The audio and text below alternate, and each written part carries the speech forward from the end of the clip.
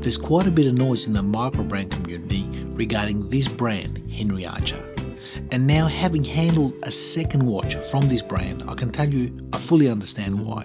This is what Christopher Ward used to be like in the early days, before they got expensive. Beautifully finished, great value for money, and the key word here is great value for money. Because it's hard to understand how you can get a watch this well made with plenty of bells and whistles for $4.99. It's quickly become my favourite affordable micro brand of recent times. And I gotta be honest, I don't often get a watch on the channel that completely passes my gripe section. I struggle to find any room for improvement on this watch. I just don't think there's anything wrong with it, period. Apart from any stylistic choices with this piece. And of course, that's a subjective point of view. But objectively speaking, this particular watch is as close to perfect in any affordable micro brand I've ever handled. I mean, it's only $4.99. Let's check it out.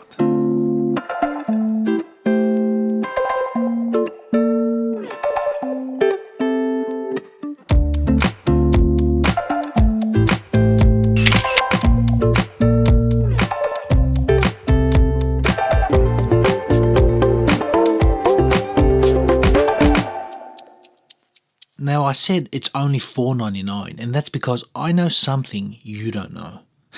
I've had this watch in my hands and on my wrist for a week now, and I can tell you honestly, this does not feel, look or behave like any sub $1,000 or even $2,000 watch.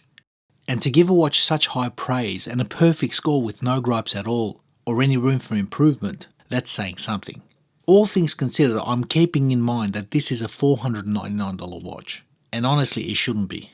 Now I'm going to quickly run you through the specs of the watch, and then I'll show you pretty much all the positives I've experienced on the wrist in the past week. Now you saw the pop-up, Henry Archer has sponsored this video. The watch has been sent out without the need to be returned. So we'll of course leave all the appropriate links in the description section if you feel the need to check this watch out for yourselves. And looking closely at the specs of the watch, they're pretty much ideal. With a case diameter of 40mm and a height of 10.5, it's as close to perfect specs of what a sports watch should be.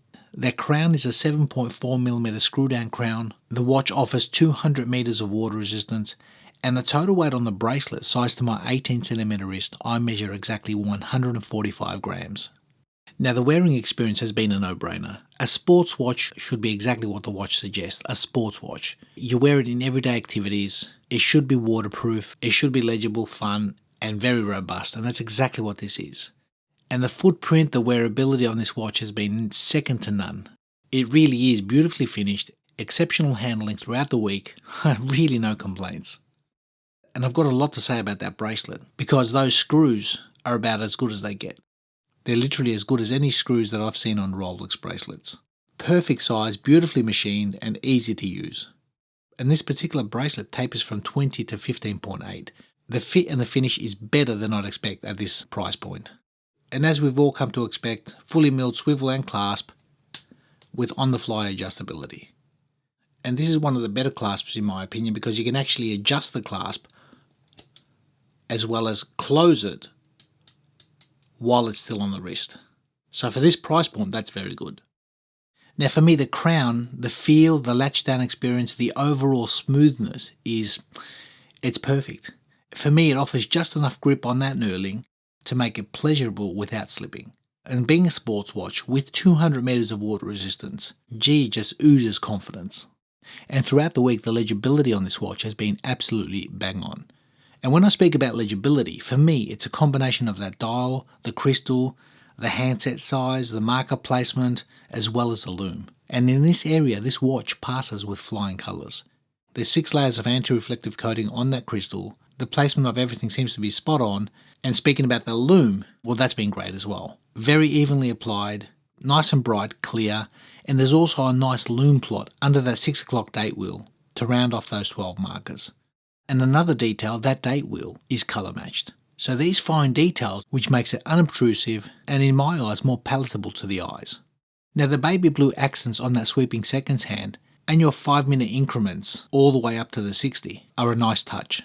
But it's also carried over into an anodized finish around that crown that complements this beautifully.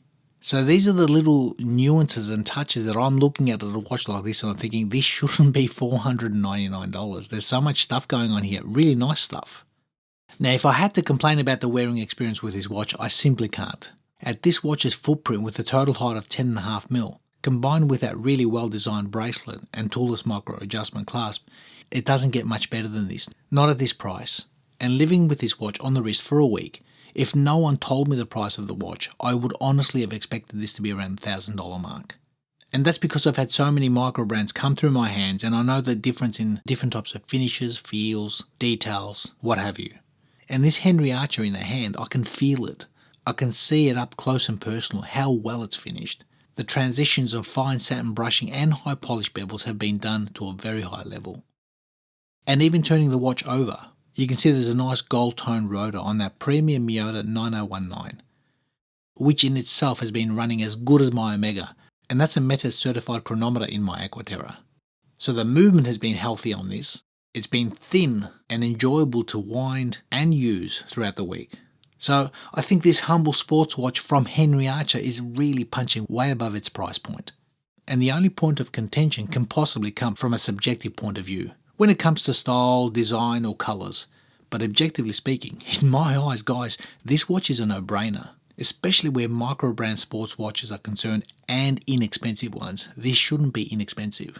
Should cost a lot more. So hit me up in the comments, what are your thoughts? Can you see any weaknesses in this watch? Did I miss something? Because even after a week on the wrist, I haven't been able to catch this watch out in any areas. Anything worth mentioning anyway. And that's really something, especially at $499. So my final word for this watch, bravo Henry Archer, bravo. Thanks for watching.